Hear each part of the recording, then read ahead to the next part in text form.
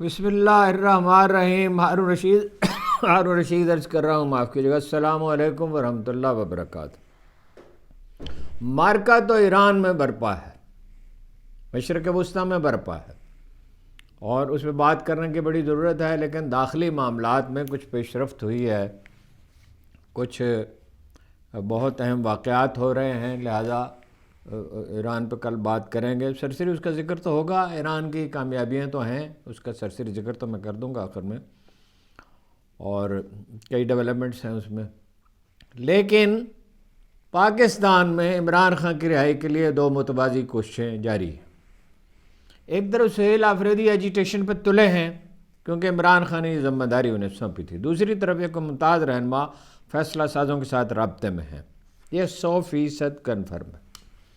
جیسا کہ چند دن پہلے عرض کیا تھا، عمران خان کو رہائی کی پیشکش کی گئی ہے، صرف اسپتال منتقل ہونے نہیں اور بنی گالہ جانے کی نہیں، بلکہ مکمل آزادی کی، مگر اس شرط کے ساتھ کہ حکومت پہ خواہ کتنی تنقید کریں، چھوٹے بڑے شہروں میں جتنے مرضی جلسے کریں، لیکن ان کا ہدف سیاسی حریف ہونے چاہیے، اور یہ جلسے باقاعدہ اجازت لے کر اہتمام سے ہونے چاہیے، یعنی افراتفری نہ پھیلے۔ مراد یہ ہے، مزید یہ کہ وہ حکومت کو کچھ مہلت بھی دیں، تقریباً 1 سال کی مہلت، جس کے بعد نئے الیکشن کرا دیے جائیں گے۔ ظاہر ہے کہ وہ اقتدار میں آئیں گے، مگر ایک ایسے سمجھوتے کے ساتھ جس میں بہت زیادہ اکھاڑ پچھاڑ نہ ہو، بہت زیادہ اکھاڑ پچھاڑ نہ ہو۔ اکھاڑ پچھاڑ تو ہوگی، حکومت ہو جائے گی۔ وزیر اعظم کی حیثیت سے انہیں اختیارات حاصل ہوں گے۔ کچھ چیزیں اس میں اشارت نہیں کہی جا سکتی ہیں، تفصیل نہ پوچھ، ہیں اشارے کافی، یوں ہی یہ کہانیاں کہی جاتی ہیں۔ وزیر اعظم کی حیثیت سے انہیں اختیارات حاصل ہوں گے، اس لیے کہ بہرحال وہ بھاری اکثریت سے جیتیں گے۔ عمران خان ایک عجیب ذہنی کیفیت میں ہیں، نہ صرف یہ کہ وہ مطمئن اور نارمل نظر آتے ہیں، یہ بہت ذمہ دار ذرائع کی اطلاعات ہیں، بلکہ بعض اوقات چہک اٹھتے ہیں۔ ورزش انہوں نے بڑھا دی ہے، اس لیے کہ کتابیں مل نہیں رہی، بعض اوقات بجلی بند ہو جاتی ہے، اس وقت انہیں صرف ورزش کی سوچتی ہے کہ فارغ وقت کا اس سے بہتر مصرف کیا ہو سکتا ہے۔ شدید ورزش کی وجہ سے ان کی صحت پہلے سے بہتر ہو گئی ہے، اور حیرت انگیز طور پر بینائی میں بھی بہتری آئی ہے۔ ڈاکٹروں کا دعویٰ یہ ہے، ایک بڑے ذمہ دار ڈاکٹر کا دعویٰ ہے یہ، کہ اولین معائنہ کرنے والوں کو غلط فہمی ہوئی تھی، یا خان صاحب ان کا مقصود سمجھ نہیں سکے۔ بینائی میں 85% کمی نہیں آئی، بلکہ 85% بینائی برقرار ہے، 15% کمی ہے۔ اب یہ ایک ایسی چیز ہے جس کی تصدیق صرف ان کے ذاتی معالج ہی کر سکتے ہیں۔ خاندان، وکلاء اور سیاسی لیڈروں کو ملاقات کی اجازت نہیں ہے، یعنی بیک وقت دباؤ اور بات چیت کے حربے استعمال کیے جا رہے ہیں، سٹک اور کیا ہے، اینڈ وہ گاجر اور ڈنڈا وہ انگریزی کا مجھے یاد ہی نہیں ہے۔ مذاکرات کرنے والوں سے سہیل آفریدی کہتے ہیں، جو کچھ کرنا ہے عید سے پہلے کر لیجئے۔ ان کا نقطہ نظر یہ ہے کہ ممکن ہے بات چیت کے ذریعے محض چکمہ دیا جا رہا ہو۔ خان صاحب خود بھی ماضی میں یہی کہتے رہے ہیں کہ وعدہ کرنے والوں پر آنکھیں بند کر کے اعتماد نہیں کیا جا سکتا۔ ان کا انداز فکر اور ماضی کا ریکارڈ ایسا نہیں ہے کہ بھروسہ کر لیا جائے۔ مذاکرات کرنے والے پورے وثوق سے کہتے ہیں کہ بات چیت آگے بڑھ رہی ہے اور کامیابی کا واضح امکان ہے۔ سہیل آفریدی اور ان کے ساتھیوں کا موقف یہ ہے کہ بات چیت حکومت کی نامقبولیت اور عوامی دباؤ کی وجہ سے ممکن ہوئی ہے۔ اگر دباؤ برقرار نہ رہا تو عوامی حمایت اور جوش و خروش بھی باقی نہیں رہے گا۔ پھر کس برتے پر ہم مخالفین سے نمٹیں گے؟ وقت گزرنے کے ساتھ عوام میں لیڈرشپ کے بارے میں مایوسی بڑھتی جا رہی ہے۔ وہ یہ بھی کہتے ہیں کہ بات چیت اگر کامیاب نہ رہی اور فیصلہ سازوں نے یو ٹرن لے لیا تو ہم کریں گے کیا؟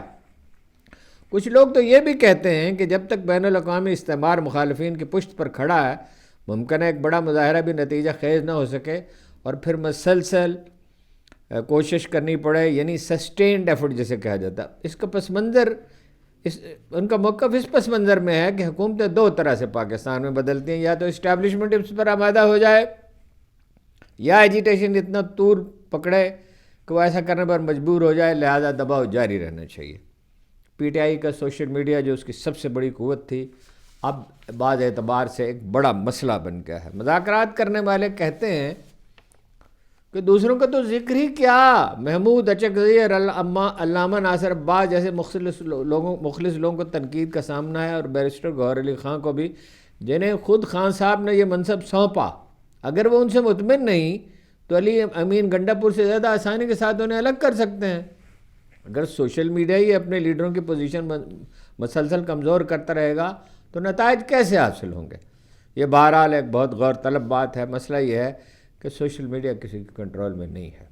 کارکن بے چین ہیں، اور ان سے زیادہ خان صاحب کے وہ سیر زدہ فدائین جو کسی ڈسپلن کا حصہ نہیں، پارٹی کے ورکر بھی نہیں ہے۔ سوشل میڈیا دوسرے الفاظ میں پارٹی کے لاکھوں کروڑوں کارکن وحدت فکر سے محروم ہیں، چنانچہ کوئی واضح موقف، کوئی ایک موقف اختیار نہیں کر سکتے۔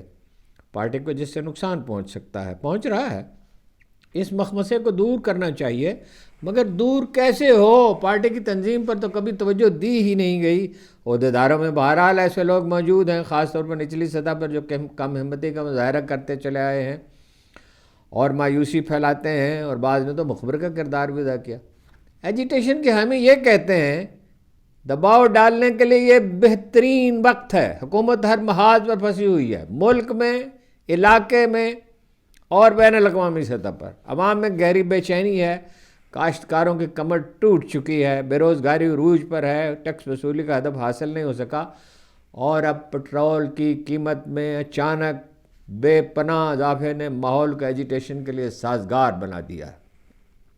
ایسے میں مذاکرات کی درازی خطرناک ثابت ہو سکتی ہے۔ جو کچھ کرنا ہے اگلے چند دن میں کر لو۔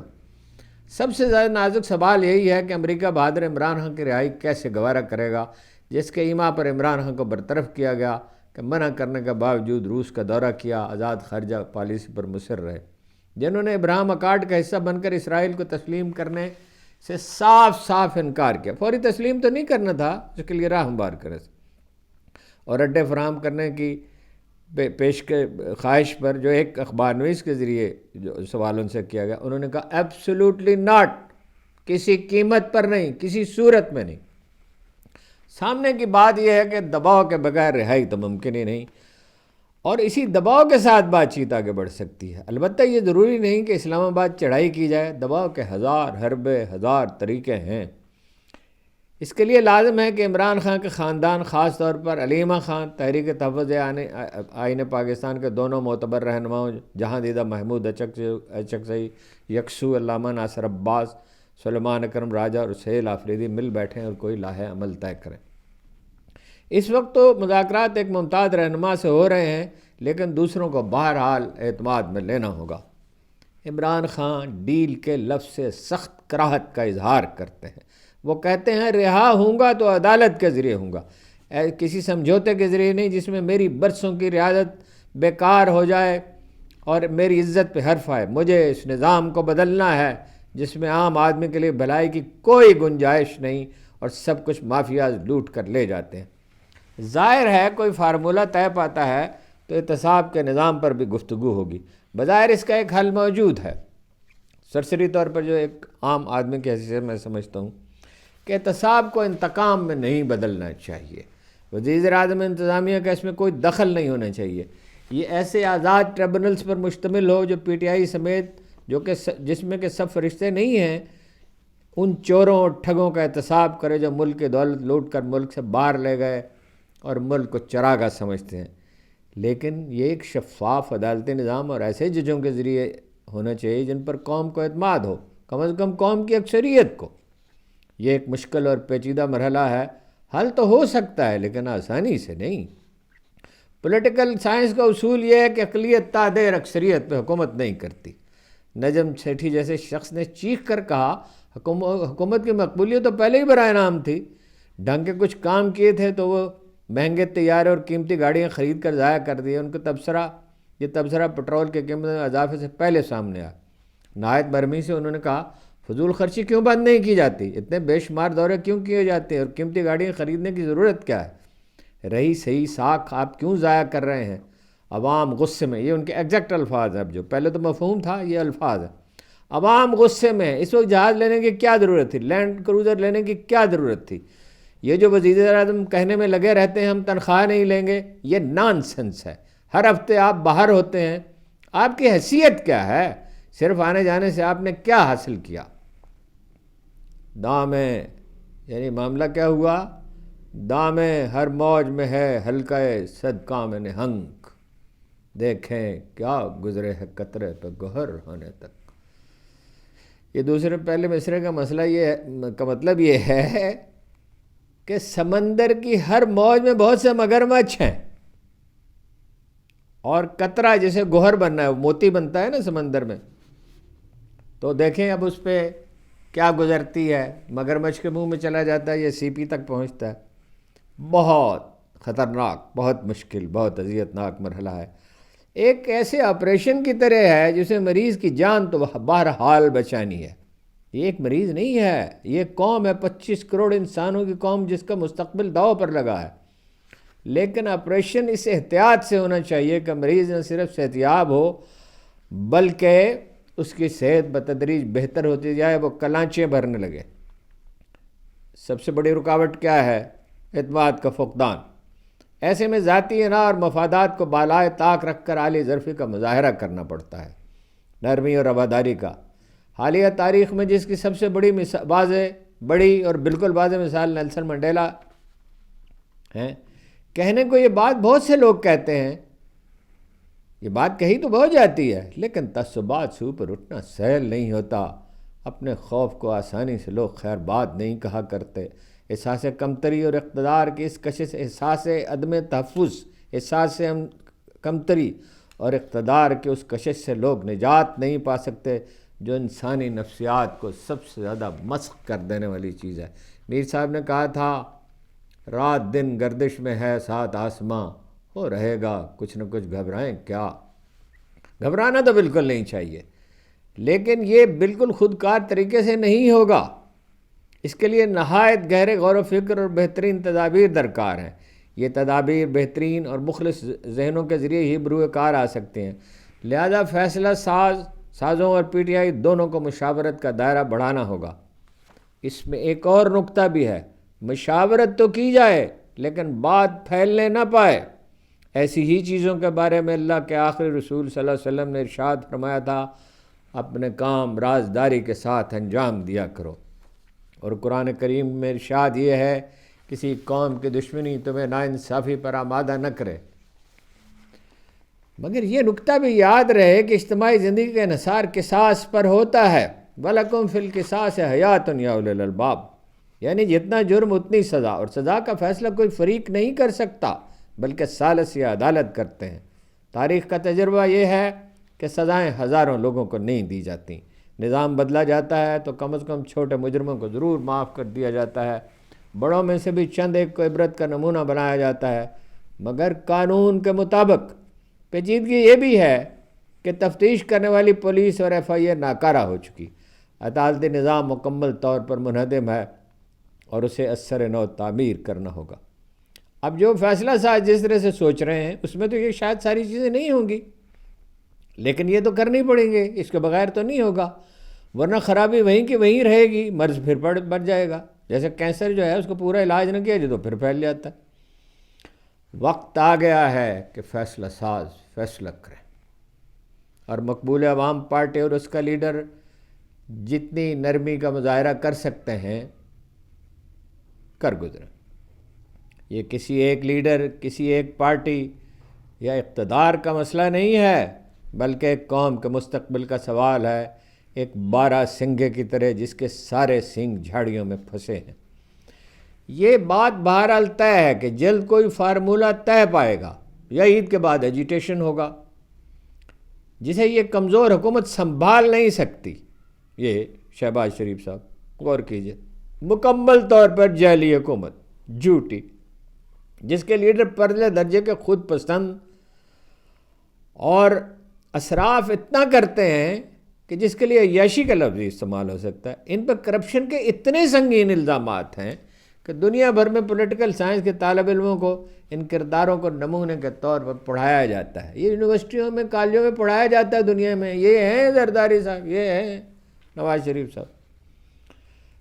ایک اور لطیفہ جس پہ سارے ملک میں گفتگو ہو رہی ہے، وہ مسلم لیگ نون کی کوئی لیڈر ہیں، شمائلہ رانا۔ ہم نے تو نہیں دیکھا انہیں، کبھی سنا ہے۔ انہوں نے ایک ٹی وی پروگرام میں عجیب حرکت کی۔ میزبان نے کہا، آپ نے پٹرول کی قیمت، ٹی وی میزبان نے، اینکر جیسے آپ کہتے ہیں، آپ نے پٹرول کی تو پتہ نہیں کیوں انگریزی کے لفظ استعمال کریں، وہ کہتے ہیں یہ عام طور پہ آپ نے دیکھا کہتے ہیں کہ اپنا ناظرین کی بجائے کیا کہتے ہیں، وہ انگریزی کے لفظ ہی نہیں ہے جو وہ کہتے ہیں۔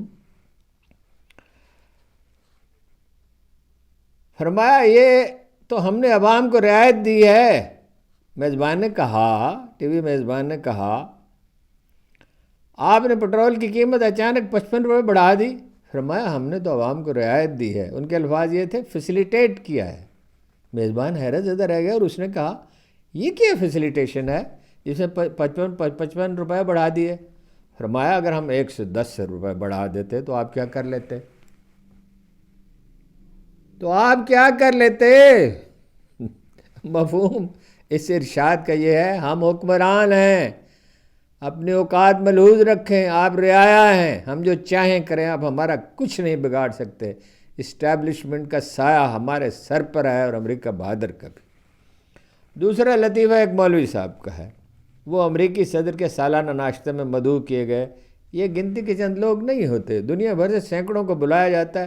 صدر ان کے میزبان تو ہوتے ہیں مگر سب سے گفتگو نہیں کرتے، شاید مسافہ کرتے ہوں، مگر اقتدار کے غلام گردشوں کے لیے لوگ دیوانے ہوا کرتے ہیں، بھاگ بھاگ کر پہنچتے ہیں۔ ایک بار بلاول بھٹو بھی گئے تھے اور نگاہ غلط انداز بھی نصیب نہیں ہوئی تھی۔ سب سے بات چیت تو کیا امریکی صدر ان سب سے ہاتھ ہی ملا سکتا ہے؟ تبادلہ خیال کا تو سوال ہی پیدا نہیں ہوتا۔ اب واپس آ کر وہ چیخ رہے ہیں کہ ایران نے سعودی عرب میں تیل کی سب سے بڑی تنصیب آرامکو پر حملہ کیوں کیا؟ مجھے یاد ہے یہ مولوی صاحب ایک دفعہ میری موجودگی میں، بہت پرانی بات ہے، 20 سال پرانی، عمران خان سے ملنے کے لیے آئے تھے، اس کی پارٹی میں شامل ہونے کے لیے۔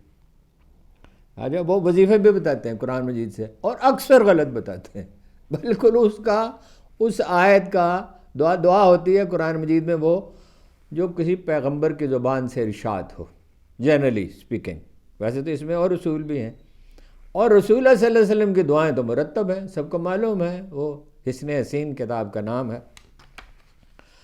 اور قرآن مجید میں جہاں کوئی پیغمبر یا کوئی عالی قدر شخصیت مشکل سے گزرتی ہے تو اس کے بعد دعا آتی ہے۔ حضرت آدم نے دعا مانگی، جناب یونس متی نے دعا مانگی، جناب ابراہیم نے دعا مانگی، جناب موسیٰ علیہ السلام نے دعا مانگی،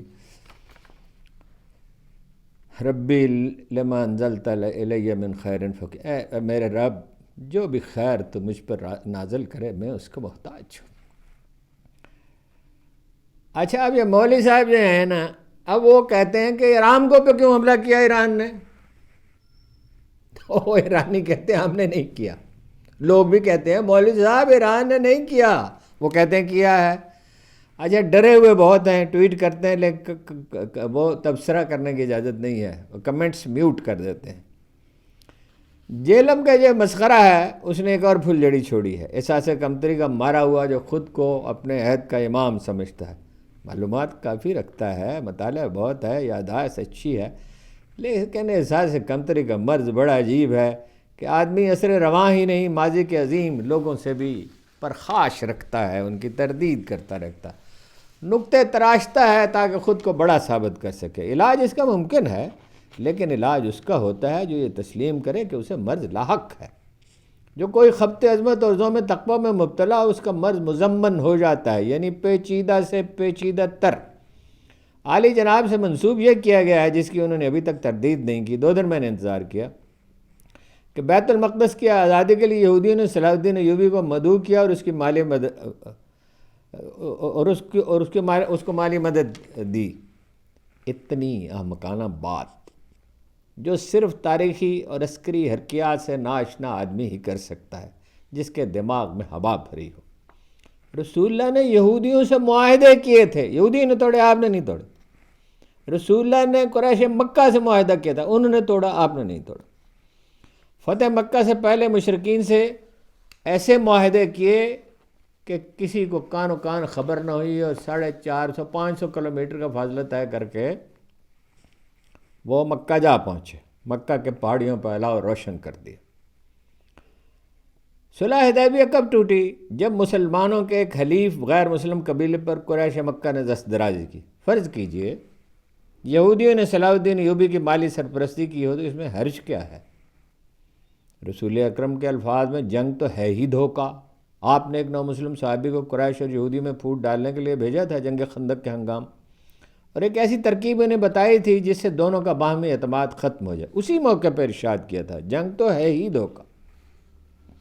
اسپین پر طارق بن زیاد کے لشکر پر کشی سے پہلے خود ہسپانیہ کے مسیحی عمرا کا ایک وفد مراکش پہنچا تھا.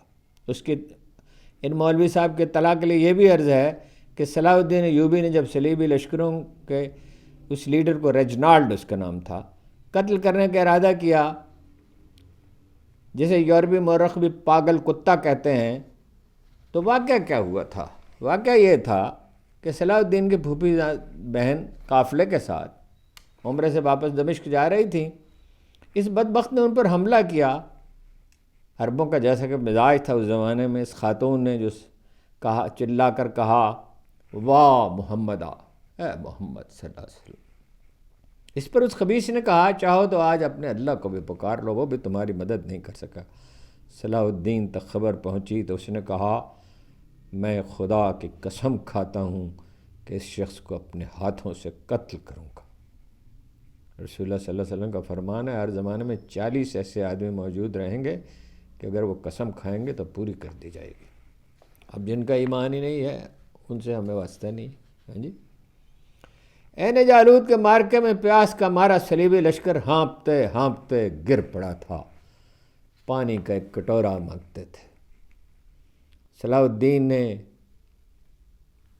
اس کو بالڈن کو تو کوڑی بالڈن کو جو بادشاہ تھا اسے تو پانی پیش کیا، شربت پیش کیا، گلاب کا شربت. اور اس کا مطلب یہ تھا جسے پینے کے لیے کھانے کے لیے دے جائے کہ اس کی جاں بخشی کر دیا تھی. اس نے ریجنالڈ کو وہ پیالہ آدھا پیالہ پینے کے بعد دینے کی کوشش کی تو صلاح الدین نے کہا یہ میں نے نہیں دیا، اور اپنے ہاتھ سے اس کی گردن اٹھا دی. اسپین میں راڈرک کی حکومت تھی. یہ نقطہ میں ایکسپلین کر رہا ہوں کسی وجہ سے، میں ابھی عرض کرتا ہوں. باغی سردار اس لیے مراکش پہنچا تھا کہ اس کی کمسن بیٹی کے ساتھ بادشاہ نے زیادتی کی تھی. لیکن روایات میں ایک اور واقعہ بھی ہے. ایک وہ طارق علی صاحب نے کتاب لکھی ہے اسپین پہ، اس کو اردو ترجمہ بہت اچھا ہے، انار کے سائے میں، وہ پڑھیے ضرور. اس میں بہت سی چیزیں واضح ہوتی ہیں. ایک مسلم خاتون پر دست درازی کی کوشش کی تو اس نے کہا بالکل وہی کہا جو صلاح الدین کی پھوپھی زاد بہن نے کہا تھا، واہ محمد توحید اسلام کی بنیاد ہے، مدد اللہ سے مانگی جاتی ہے، اگر توحید نہیں تو اسلام ہی نہیں. یہ سب سے بنیادی نقطہ ہے. لیکن فرط محبت میں اگر کوئی رسول اللہ صلی اللہ علیہ وسلم کا واسطہ دے کر اللہ سے محبت مانگے تو اس پر صرف وہی لوگ معترض ہو سکتے ہیں جنہیں توحید کا ہیضہ لاحق ہو، جنہیں یاد نہ ہو کہ قرآن کریم صرف اللہ کے نہیں اللہ کے آخری رسول کی اطاعت کا مطالبہ بھی کرتا ہے. اطیع اللہ و اطیع الرسول ایک جگہ پہ نہیں ہے، بہت جگہوں پہ. اور ارشاد یہ ہے جو تمہیں دے دیں وہ لے لو، جس سے روکیں اس سے رک جاؤ. ملا کو مگر کون سمجھائے. ملا کو میں کسی دن آپ کو عرض کروں گا، ہے تو بڑی خطرناک بات کہ یہ 4-5 مکاتب فکر ہیں، ان میں سے ہر ایک کے تضادات ہیں. ان کے بعض عظیم علماء میں تو وہ تضادات نہیں پائے جاتے، مستثنیات بھی ہیں، لیکن عمومی طور پر اس کے سب پیروکاروں میں جتنے بھی مکاتب فکر ہیں کچھ تضادات ہیں، اور کوئی بھی مشاہدہ کرنے والا اس کو مشاہدہ کر سکتا. ملا کو کون سمجھائے؟ اقبال سمجھاتے سمجھاتے تھک گئے اور آخر کو یہ کہا میں بھی حاضر تھا وہاں ضبط سخن کر نہ سکا، حق سے جب حضرت ملا کو ملا حکم بہشت. عرض کی میں نے الہی میری تقصیر معاف، خوش نہ آئیں گے سے جنت و حور و بہشت. جنت میں نہ مسجد نہ کلیسا، بحث و تکرار اس اللہ کے بندے کی سرشت، اور جنت میں نہ مسجد نہ کلیسا نہ کنشت. ایران کی صورتحال پر علماء کرام بالعموم خاموش ہیں، لیکن عوامی اسرار پر کچھ لوگ اٹھے ہیں، کچھ جی دار اٹھے ہیں، کچھ عوامی دباؤ کا نتیجہ نکلا ہے. جیسے تقی عثمانی نے ایران کی حمایت میں فتویٰ دے دیا، رفتہ رفتہ سبھی بولیں گے. سامنے کی بات ہے کہ غزہ، شام اور ایران میں حملہ آور شیعہ سنی میں کوئی تفریق نہیں کرتے. ان کی نظر میں وہ بس مسلمان ہیں. اسرائیلی صاف کہہ رہے ہیں کہ وہ صرف ایران، لبنان اور یمن کے شیعہ اتحاد نہیں بلکہ پاکستان، سعودی عرب اور ترکی کے سنی اتحاد کا صفایا بھی کریں گے، جیسا کہ بعض امریکی لیڈروں نے کہا یہ ان کے لیے ایک مقدس جہاد ہے، کروسیڈ۔ اسرائیل میں امریکی سفیر حقابی کے نزدیک اسرائیل کو اس کا حق حاصل ہے کہ دریائے نیل سے فرات کے درمیان پورے مشرق وسطیٰ پر یہ قبضہ کر لے، یہ زمین انہیں خدا نے بخشی تھی۔ امریکیوں کو، یہ یورپینز کو امریکہ کس نے بخشا تھا؟ آسٹریلیا کو، گوروں کو کس نے بخشا تھا؟ نیوزی لینڈ کس نے بخشا تھا؟ تاریخ میں ہمیشہ ہجرت ہوتی رہی ہے۔ امریکہ ان کا سرپرست ہے جو مشرق وسطیٰ کے مسلمانوں کو غلام بنانے پر تلے ہیں۔ وہ اسے ایک مقدس مذہبی فریضہ کہتا ہے۔ عراق برباد، لیبیا برباد، شام تباہ، اردن غلام۔ اب ایران کی باری ہے اور ظاہر ہے اس کے بعد پاکستان اور ترکی اور سعودی عرب کی صہیونیت یلغار کرتی چلی آتی ہے، لیکن بدبخت متعصب سنی مولوی اور بد زبان شیعہ ذاکر دونوں مکاتب فکر میں تصادم کرانے پر تلے ہیں۔ چند ایک ہی ہیں مگر خبیث ہیں۔ خدا ان لوگوں کو ہدایت دے اور ہدایت ان کے نصیب میں نہیں تو انہیں غارت کرے۔ امت مسلمہ پر یہ صلیبی جنگوں اور تاتاریوں کی یلغار ایسا کڑا وقت آ پڑا ہے، اس میں تعصبات کو ہوا دینے والے استعمار اور صہیونیت کے ایجنڈے کو فروغ دے رہے ہیں۔ ایران بہت اہم ہے اور اس میں بہت پیش رفت ہے، لیکن تفصیل سے تو کل بات کروں گا۔ فی الحال یہ ہے، دیکھیے انہوں نے بحرین میں سے وار کر کے ان کا پانی کا ذخیرہ اڑا دیا۔ اب وہ بحرین کا پانی کا ذخیرہ غالباً انہوں نے اڑا دیا ہے۔ اسی طرح امارات کو وہ معاف کرنے کے لیے تیار بالکل نہیں ہے۔ صاف صاف وہ کہتے ہیں جہاں سے ہم پہ حملہ ہوگا ہم کریں گے۔ ان کے پاس راکٹوں کا ذخیرہ ہے، یہ 2-3 نکات یاد رکھیں۔ ان کے پاس وہ ٹیکنالوجی ہے جس میں وہ کم خرچ کرتے ہیں، انہیں انٹیلیجنس معلومات ملتی ہیں، اور امریکہ کا نقصان زیادہ ہوتا ہے۔ لہٰذا مبصرین کی اکثریت اس پہ متفق ہے۔ مبصرین یہ میرے جیسے مبصرین نہیں، ہم لوگ تو ان سے لرن کرتے ہیں۔ وہ معتبر عسکری مثلاً جیفری سیش ہیں، مثلاً وہ ہیں پراوین سواہنی ہیں، اسی طرح امریکہ میں 2-3 اور نام پہ میرے ذہن میں آ رہے ہیں۔ وہ کہتے ہیں ایران میں رجیم نہیں بدل سکتی، حکومت نہیں بدل سکتی، اور مزاحمت وہ طویل عرصے تک جاری رکھیں گے۔